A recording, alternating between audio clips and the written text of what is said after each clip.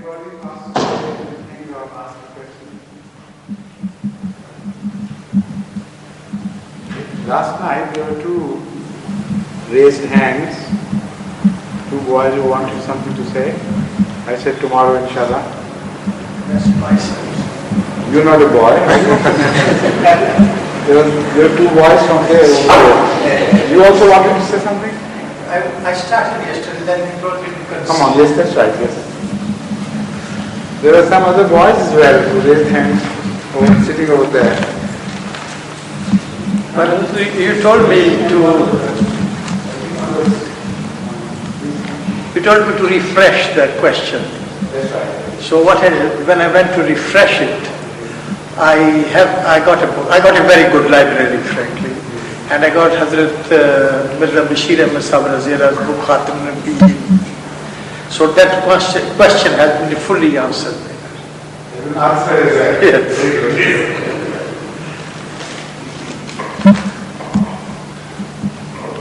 But the facts on which you are basing the question were not correct at the moment, at that time. No, the question is there, so the same question.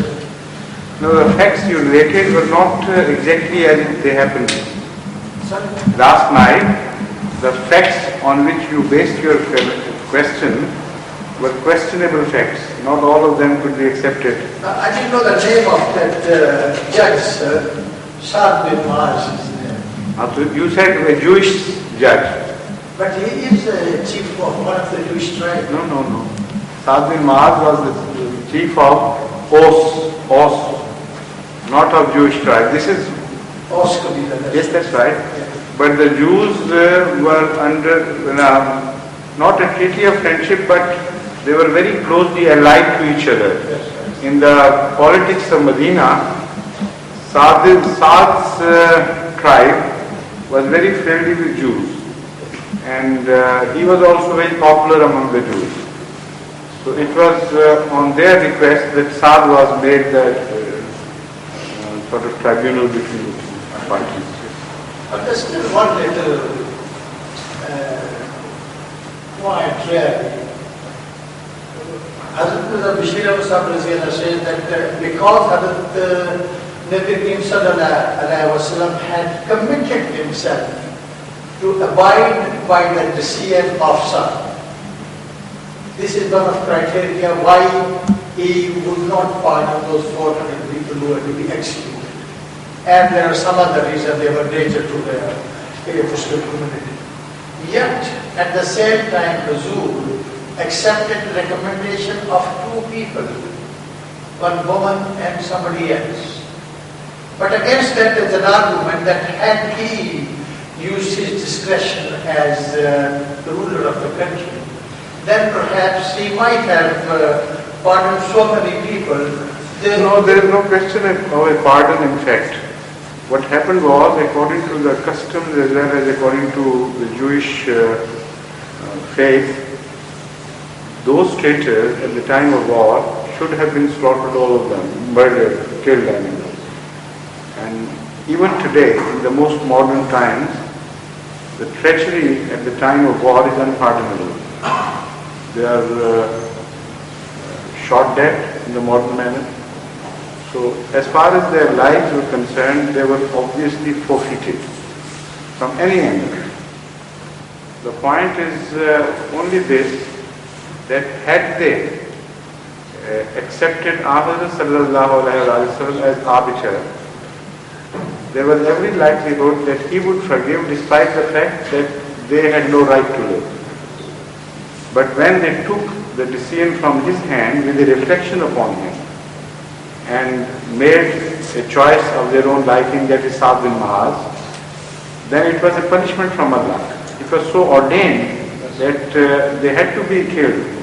So Ahmad sallallahu alayhi wa sallam must have seen the hands of Allah in this, all this, that somebody at the verge of being delivered from that crisis itself goes back to the crisis and prefers that. So why should he have interfered then?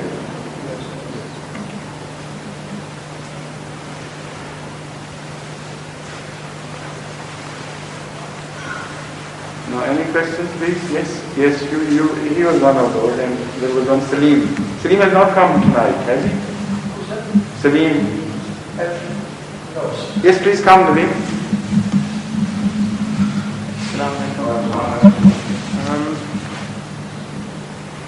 I understand that if a wife is barren, then a husband is allowed to marry another wife. Not only because she's barren, not only I mean, among the reasons, one of these. The husband is allowed to marry, but that's quite nice. I'm just wondering that supposing the situation is reversed and the husband is infertile, and the lady wants to Divorce. Divorce to cancer. Instead of permitting both ways, polygamy and polyandry, which is not practical, it's impossible to permit the permission to both wife and husband to marry more than once. That I once calculated and told you that it would become a chain of family which would be completely unmanageable. And there would be other social and legal problems. So that is not permitted. But the wife is given a wide choice of separation. And no judge is permitted to interfere in that matter. Ahmad sallallahu alayhi wa sallam's own decision, own conduct in these matters was that once a lady approached him and said, I want to be divorced. And he asked her what was the trouble. She said nothing. He said, is he that and that and that, or cruel in any way, or has an ugliness or something? He said nothing. Completely nothing is wrong with the husband. He is such a fine man, everything. But my heart is not in him. I can't help. So Huzur Akram sallallahu alaihi wasallam said, yes, that's enough. So he got them separated. So on the strength of that, the ladies are given this permission to get separated without any quarrel, without any reason to support their case. Just if they don't want to, they are permitted. While in the case of husbands, a full court hearing is launched then, and the Qazi, the judge, has to see so many things. So the decision is rather taken after some headache on both sides. So there, in fact, the rights of the wife are protected by this. The only alternative for her is to get divorced and marry someone else. Or if she is in love with that husband and she prefers balancing the both possibilities, she prefers rather to forego the children than to forego the husband, she is at liberty to do whatever she feels.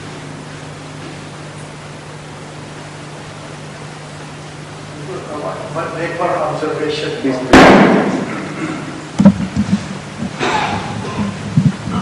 Our government is now coming very close to the Islamic law with regard to divorce. Yes, sir. In the beginning, nobody could divorce unless they had stayed apart for 5 years. Then they brought it down to 3 years. Then they said, no, it's all right. If they stay away for 2 years, well and good. But from today onward, the law has been implemented from today, sir. They can get divorced after 1 year. And in the past they had to give a lifelong meal ticket to the wife, maintenance. That is gone now. There will be a sort of settlement with the divorced gentleman.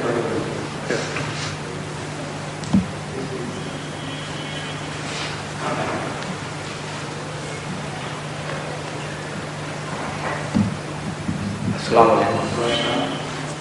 In the same connection which I have heard now about this divorce, and I think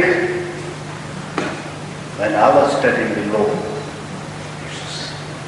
then I found that, as Huzur has told, that it is very easy for the wife to say that, all right, I got married with this gentleman, my heart is not with the husband, and I want to get divorce.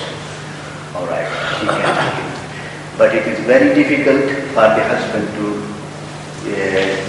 divorce his wife, and it may amount to some proof in the court and this and that.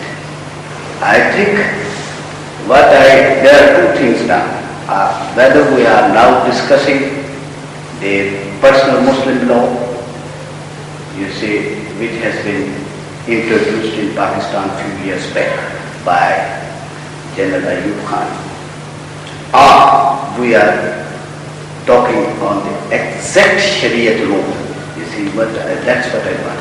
In the exact Shariat law, that it is very easy for the husband to divorce his wife, and it is difficult on the other side. But in the case of the Shariat law introduced by General Ayub Khan in his own time, which is still enforced in Pakistan, well, if the man is Muslim, not on us now because they are declaring us not Muslim. Now, anyhow, you see, then the situation is that the husband cannot marry unless he has to get the permission, or there are certain conditions that the lady is a barren or this and that, you see, or adultery or other things. Then the court goes into so many things that some reconciliation has been done or not, you see. But the wife, I think, still has to go through the same process. It is only in Khula, I think, that both husband and wife agree, and that's all. I think I want your full clarification on this one. Already I have made my clarification. Yes, sir? Already I have made the clarification that the wife has the choice, according to the decision of our Rasul Sallallahu Alaihi Wasallam, to get separated whenever she pleases. And it is for her to go to the court. The fact is that according to the lasting Islamic system, something happens before a wife or a husband choose to go to the court. That something is described in the Holy Quran as hakamam min ahlihi wa hakamam min ahliha. Whenever there are disagreements which tend to create greater problems, then the Holy Quran advises both husband and wife to choose one wise man from each family, and they should sit together and try to reconcile things.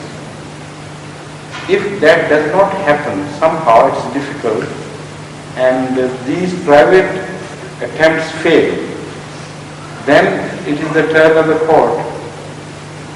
So all these attempts have already failed, have been attempted and failed. This is why when the wife goes to a qazi and says, I can't pull on with the husband, it is quite enough for her to say that, and she will be separated. The problems attendant upon such situations are the question of dowry. It is erroneously thought that dowry is a right which the lady forgoes automatically when she appeals for separation. This is not correct. There are two possibilities. Number one, the dowry has already been paid because dowry has nothing to do with separation. In fact, in so many cases, the dowry was paid even before the wife went to the husband's house, or to the bridegroom's house. So that is obvious that in Islam, dowry had nothing to do with separations. But the second possibility is that it was not paid. So at that time, this is a pending responsibility of the husband which comes into question only in that respect. But sometimes when the wives say, take the attitude that we want to get separated without any reason, without any debatable reason, let's call it. We have some private reasons, but we don't want to discuss. In that case, the husband says, then the responsibility of this break is not mine. So because the responsibility is not mine, so I should not be held responsible to pay for the damage to her chastity, let's call it. Because the underlying philosophy is this, that once a lady is no longer a virgin, it is difficult for her then to find a suitable husband. A virgin lady gets a better opportunity. And because in Islamic system the responsibility of running the home is on the shoulder of husband, so the ladies are left with less chance to survive by themselves. So this is why this dowry is fixed, that once a wife is no longer virgin, that is, the husband and wife have performed the marriage ceremony, then this dowry is due. So it has something to do with the beginning of the marriage, not with the end of the marriage. And because a woman says, I want to get separated, and although I can't prove anything against my husband, yet I want to break this house. Then the husband says, because the responsibility in this case lies with the woman, not with me. So if I have paid the dowry, it should be returned to me.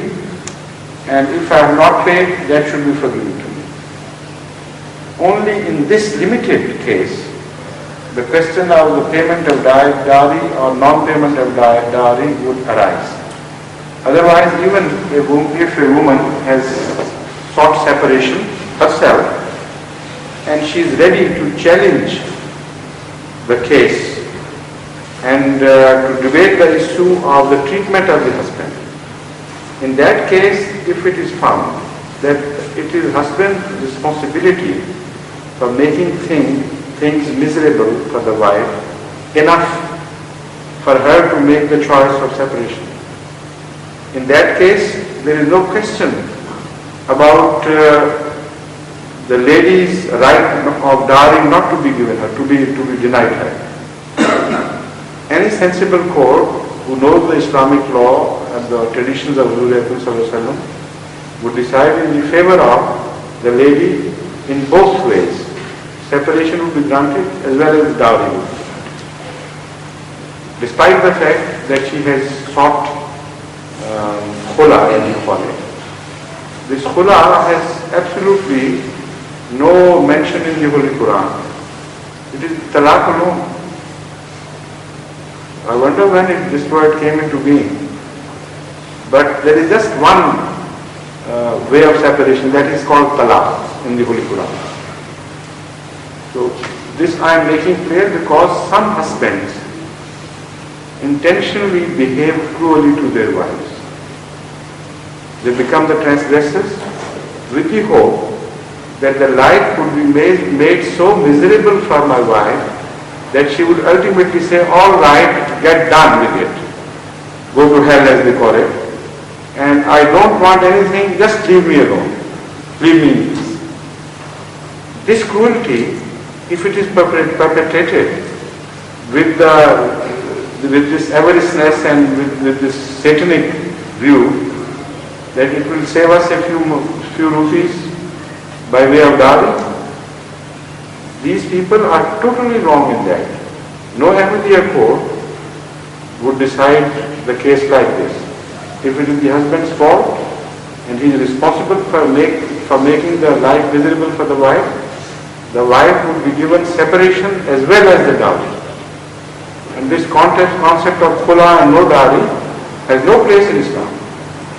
Absolutely no foundation whatsoever. So this is what should be made clear, because here in Indian too, I've seen such cases and this is very terrible. This tendency is very cruel and beastly to punish the wife innocently just for the sake of saving the dowry. This is very inhuman. No Ahmadi can remain an Ahmadi and behave like that. But as far as the courts are concerned, I have made it very clear. This is the Islamic teaching and it should be followed.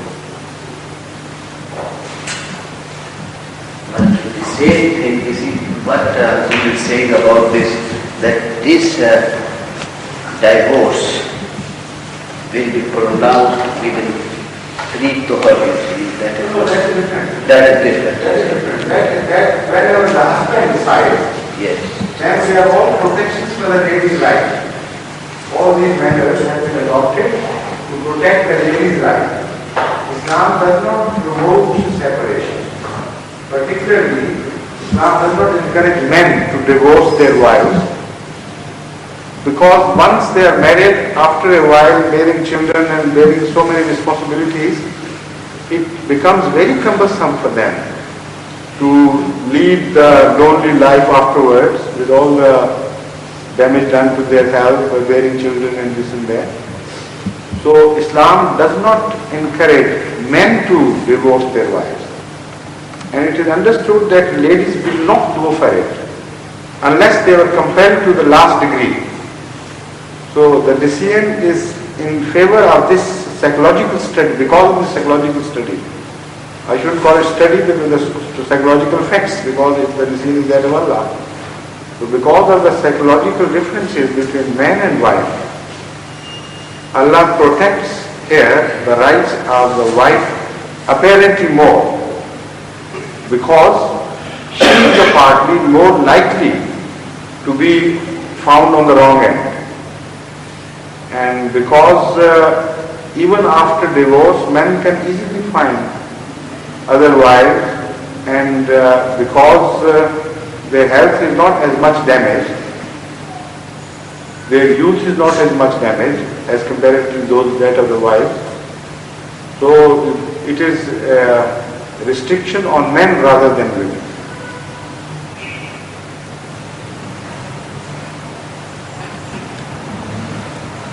So Abdul Rashid sir, now I'll do a small question first before I ask the question. Is why do we call Hazrat first Mirza? and after and then after, there are two things that remind me of a gentleman who was once asked when he visited a village, some friends in the village, he was asked, would you like some cold or hot drink? So he said, well, to begin with it should be cold, but the hot can follow the dinner. Because after all, after sweet dish one likes to have something hot to wash the fat down and the sweet down. So he in fact secured all the 4 things. The cold drink, a good meal, followed by a sweet dish, and then coffee or tea, whatever it was. So your manner reminds me always when you ask permission of asking questions, you reserve the right for 4 questions at least. Thank you. I'm great to ask questions really. This is my nature, sir. One question, sir. Hazrat Mirza Bashir Ahmad Sahib, we call him Kamrul Ambiya. Is it because of his services to Ahmadiyyat or is that special reason? That was because of some revelation of Hazrat Masih Maud Salam. Kamrul Ambiya he saw, and after that Hazrat Mirza Bashir Ahmad Sahib was born. So he was said Kamrul Ambiya. Nabiyon ka Chand, that is a word of endearment for him.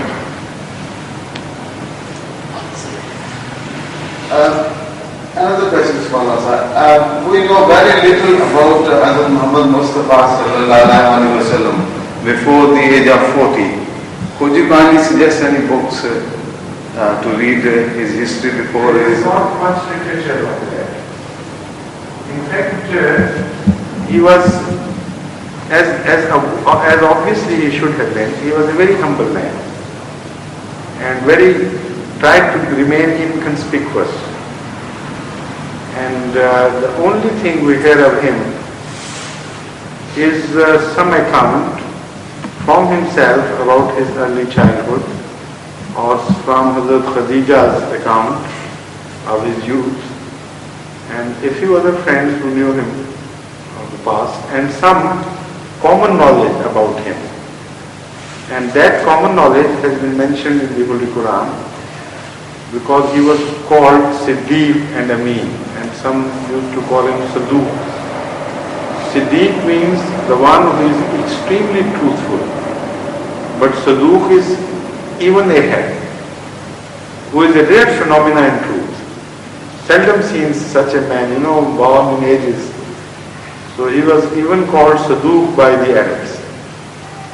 And because of his sense of justice and truth and honesty and keeping the pledge and being kind to the poor, all these qualities are known through the tradition of Hazrat Khadija plus some other reports. But the most comprehensive is the report of Hazrat Khadija when she commented on his fears about the revelation. So I don't know what is happening to me. The first revelation, I mean. So these were all the qualities which were narrated by Hazrat Khadija, and he was reminded that as far as I know, you have these qualities. And people of such qualities are never wasted breath. So that is the general information we have. And we also know that he traveled by way of, trading along some trade caravans, and has gained some experience of the life in the north. So just a few glimpses here and there, and that was. And the early life, of course, that everybody knows about his childhood when he was, he went to Hazrat Halima and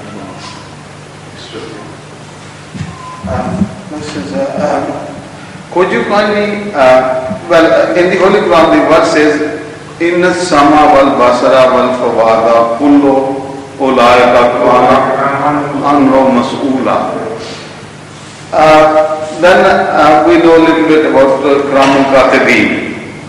There are two angels on right and left of each individual.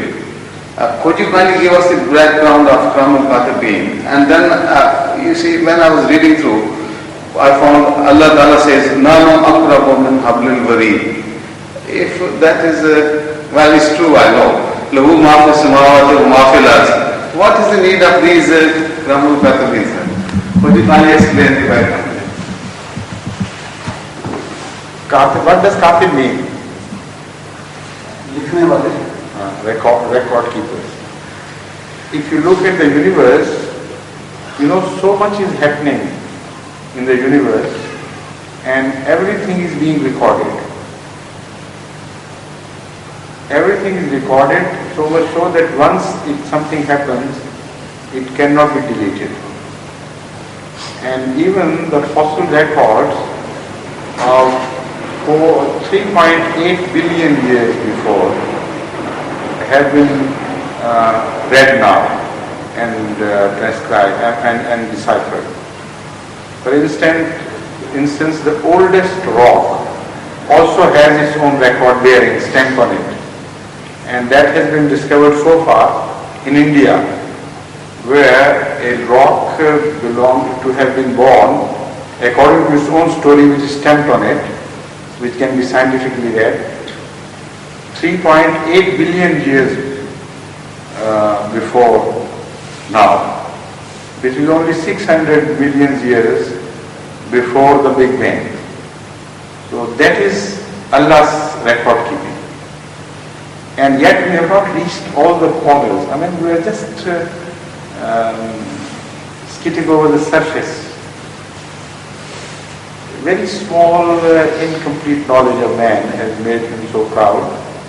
Yet everything is lying under surface so far, as I know. And people are still trying to delve deeper into human nature and things. But whatever we know is also so strange and so wonderful that for ordinary person it is inconceivable how it could have happened.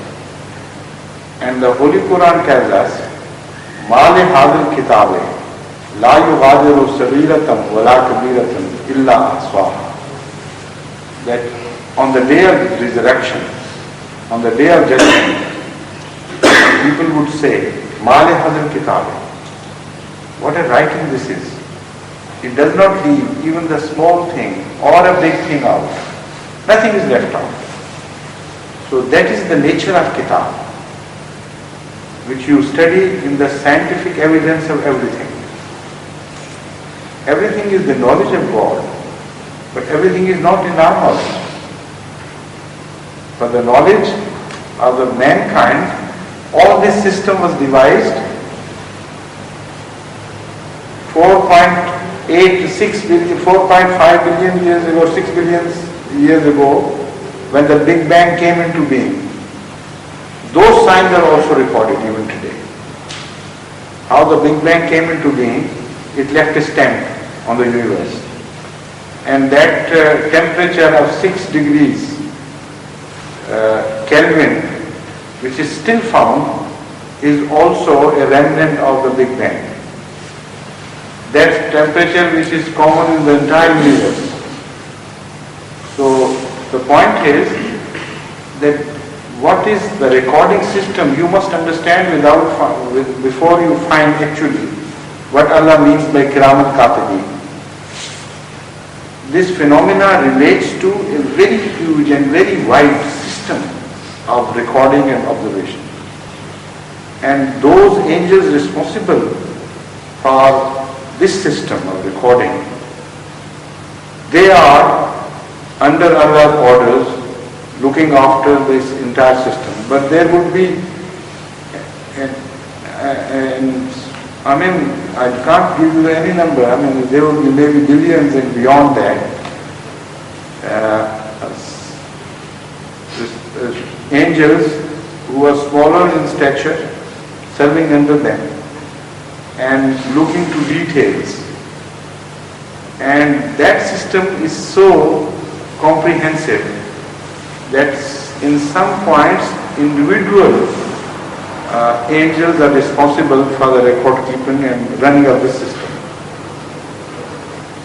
And these are the two angels mentioned. That is to say, when you do something, there within you there is a system which would record that and have its imprint on you.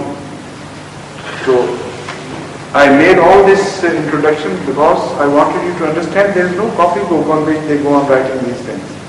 Some sitting on the right hand and some on the left hand. The right hand angel means that phenomena for which some angel is responsible. What is the nature of angel? That we don't know.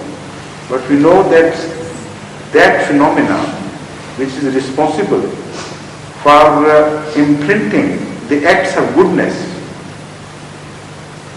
that phenomena is looked after by one angel. And that phenomena which is responsible for shaping us, making an imprint upon us for all the evil that we do, that phenomena is also looked after by an angel. And that system is all submerged within us. It's inseparable. Yet there are different systems. When you do good, a different sort of feeling is created within you. A sort of nobility is added to your character. You rise from where you were before that. But when you do something bad, then you know you are stooping. You are losing the platform of nobility and going one step below, or you are stooping in your approach and character like an animal. So these things which belong to the region of evil, they are recorded in a different way. And those who belong to the region of goodness, they belong to a different sphere altogether, and different system is employed. So that is what is meant by Munkir Nakir or Kiraman Katibin. Now, because on the day of judgment, all this would be required. So Allah is making us aware that there is a system, nothing is left out, nothing is omitted. You can't run away with it. We are warning you. So because we did not know, this for our sake this system was to be devised, not that Allah did not know. Allah knows everything.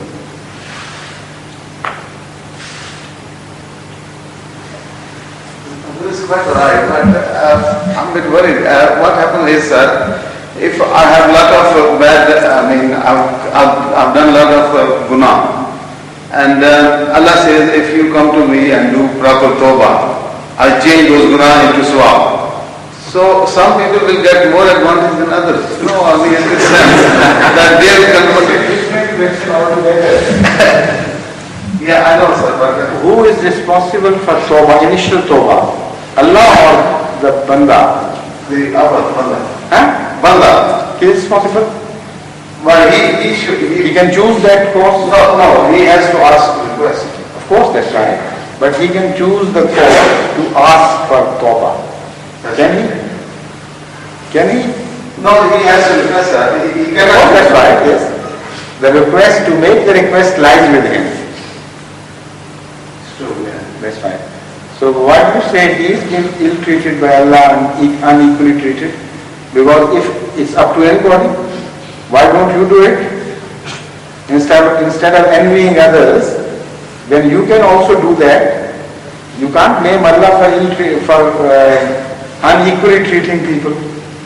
No, People are themselves treating themselves unequally.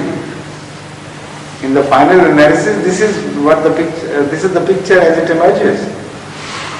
People are not treating themselves equally. So Allah has to treat them as they treat themselves. I know you're still confused, but I'm sorry. Yes, please. Just a moment for this little child. Hassan's child, is it? Cardio. Hassan has taken your cat and put it on his head. I thought he stole your cat and put it on his own head. No? He didn't give you one to breathe with? That one at home. Yeah. Good. So why is every prayer different from each other? Every prayer. Do you have the same meal 5 times a day? Is it all the time breakfast that you go on eating? Why is it different? The variety has its importance, isn't it? Hasn't it? Has some role to play. Otherwise you'll be bored. If you have the breakfast in the morning at the bedtime time, breakfast in the morning, breakfast at lunch, breakfast at evening tea, and then again breakfast at dinner, won't you get fed up with all this? Fed up in the wrong way, I mean. Fed you will be, but you will also be fed up. Is it right? So this is why you change.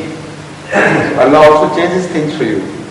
Sometimes shorter prayers, sometimes longer ones, sometimes with recitation, loud recitation, sometimes quietly, and with different varying sunnahs and nawafil and so on.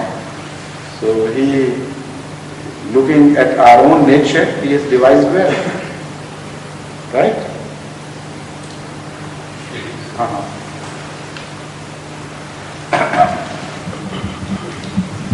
This is from ladies' side. Hazur, there is no doubt that you have a tremendous memory and knowledge. I do understand that in Hazur's case, it is a special gift from God to the Khalifa. But however, can you please throw some light on how one's memory can be improved? Is it vast reading, or are there some special techniques or mental exercises as well? Well, there are techniques as well as mental exercises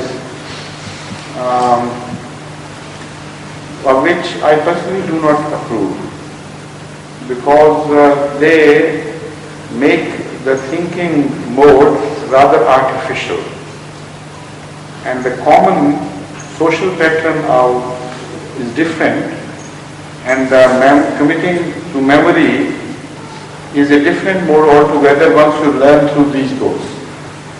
And sometimes it does much more damage to you than any good. Just for trickstery, for show business, that is good. I once was told by a friend in government college that he had got a very good, very interesting book on how to improve memory, and he demonstrated it to me. That he said, look here, you take 50 names, anything, odd names. Not only shall I remember them forward, but I shall count them backwards as well, by just hearing once. So I tried it upon him, and he did it exactly as he had predicted. So he said, this is because of this book, and from now on you will see how I improve things in my college and things. And as far as I remember, he failed in his examination. So the point was that during that period, that poor person has completely a broken personality. The system which he had learned right from the childhood of remembering things was at odds with the system he had learned through that book. His case was like poor Imtiaz, the great cricketer of Pakistan, who had a natural way of playing cricket, and he was a very forceful batsman, the most beautiful and powerful batsman that Pakistan has ever produced. And he could muster runs in a matter of minutes, while others would take an hour for that number of runs to be collected.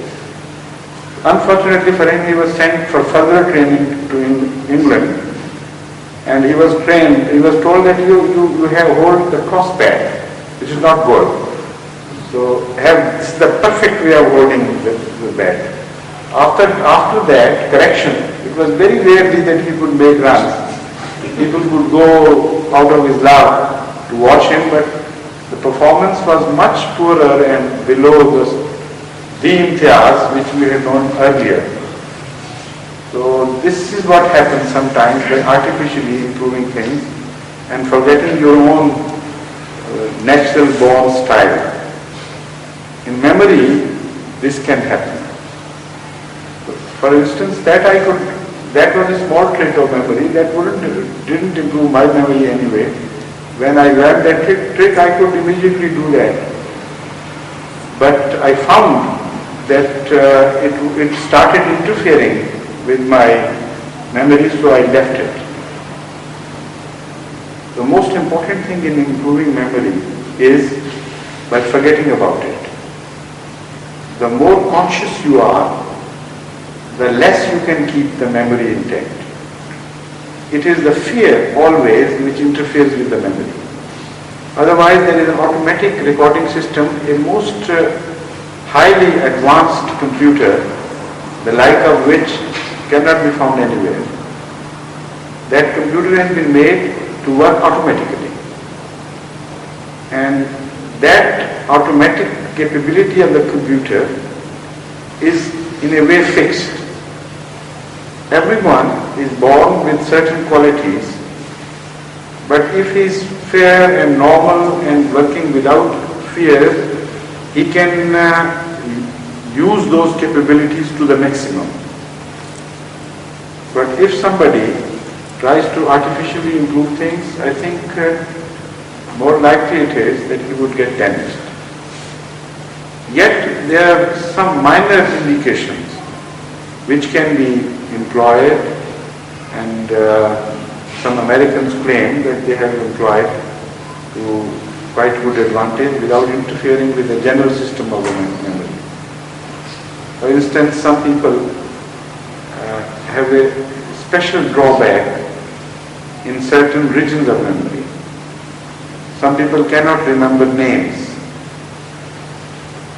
Some people cannot remember the titles of the books, but remember the subject matter very clearly and in detail. Some people cannot remember the events as much as names. Some people cannot remember the numbers and so on and so forth. So, many systems are devised by some American jugglers to improve memories on all these heads. For instance, telephone numbers. How can they be remembered? Now, first you have to think from 1 to 9 numbers and give each number a particular letter.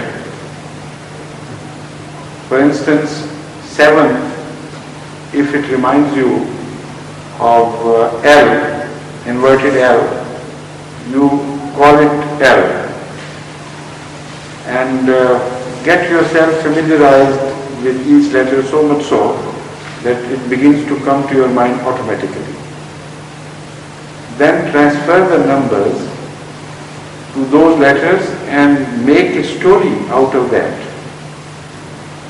For instance, if the letter C stands for O, or O would stand for C, for O, let's call some other thing. C stands for, let's say, 3, or E would be better for 3, all right. E for 3, and L for 7. So there is 3 7 in the telephone in this order. So you have 2 letters. One is E and the other is L. So they advise you to immediately think of a story in which the first letter begins with E and the second with L. Now, you know you have to pay quite some attention to this and think hard for some time. And instead of doing that, if you just repeat the letters in your mind and arrange them, it is easier to remember that. And particularly after some time you will forget what the story was about E and L. And you will remember the letters, but you will not remember the story. You will not know in what order that those letters are to be put.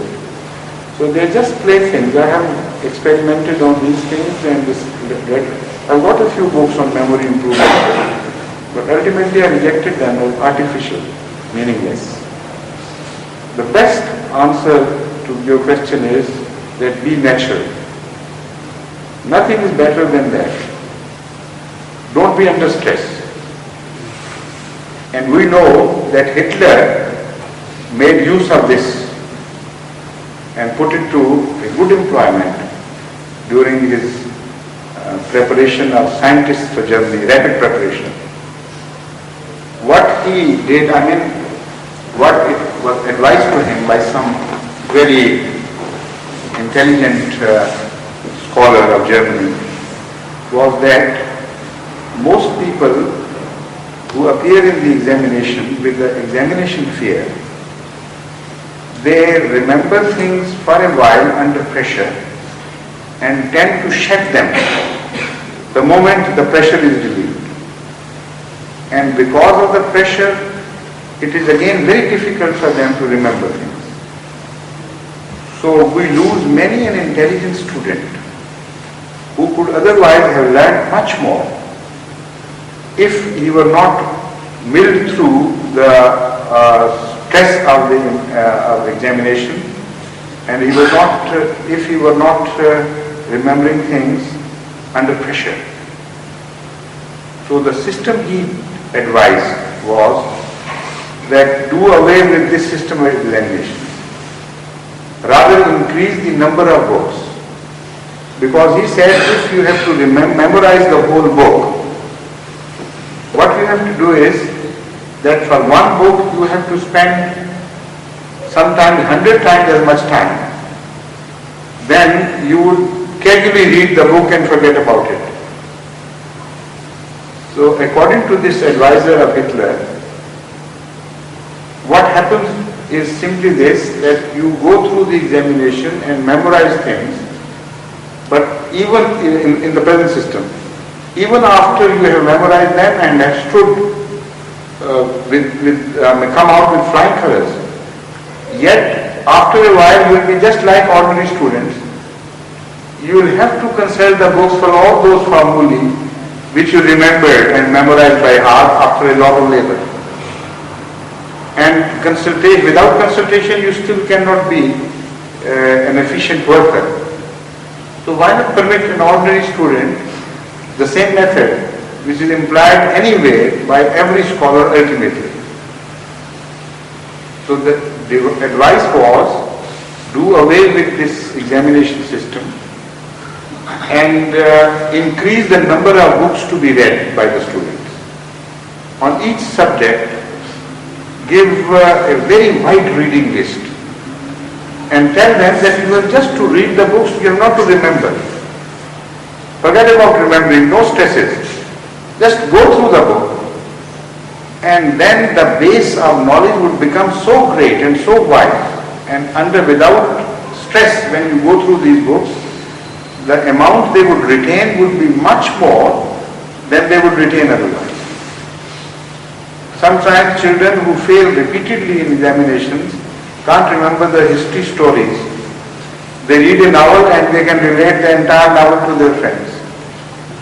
So he said the only examination would be for a teacher or a tutor to just examine that student had read the books. He would come, I have read that book. So occasionally he will find just a cursory examination that if the student had read actually or not. If he has read, he would tick in that card on the list that he has read that book. So after that another and so on, and some practicals. Even those practicals would be without examination.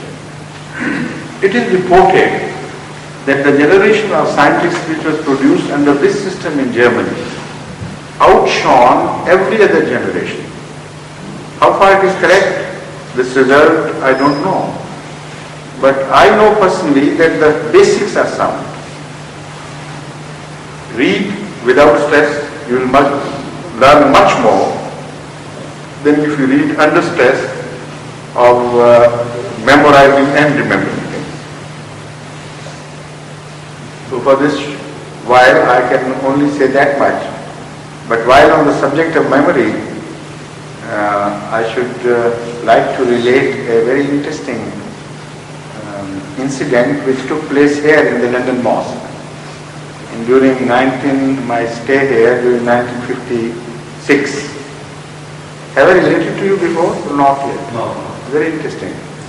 Mir Mahmoud Ahmad Nasir, who is now the missionary in charge of Spain, he used to reside here in the mosque and I used to reside in some digs outside Regent's Park. But I used to call here every week and plus many visits apart from the Jummah prayer. So during those days when Hazrat Muslim Maud was also here, I think it was 55, not 56, 55, and middle part of 55. There was also a gentleman who was a temporary Waqf Zindagi for trade business. From Africa he was returning home to Pakistan. So he was also staying and we used to have good chats with him. It was very interesting. So once Mir Mahmood Ahmad Sahib complained that Maulvi Sahib, I have a problem with my memory. You are an experienced person. You know so many recipes for this and that. Would you kindly advise me something to improve my memory? So that Maulvi Sahib said, yes, of course, Mia, I can do that. In fact, he said, I have been using a particular prescription from improving memory for the last 32 years, and I know from personal experience that it is very good. So Mir Mahmood Ahmad said, give me the name, what the name is. He said, that I have forgotten. And then he kept on knocking. He had the habit of memorize things, call back a thing. he would knock over his forehead, like this. So he kept on knocking, but the call was not responded to. So there are recipes as well, apart from books. So, alarm, please.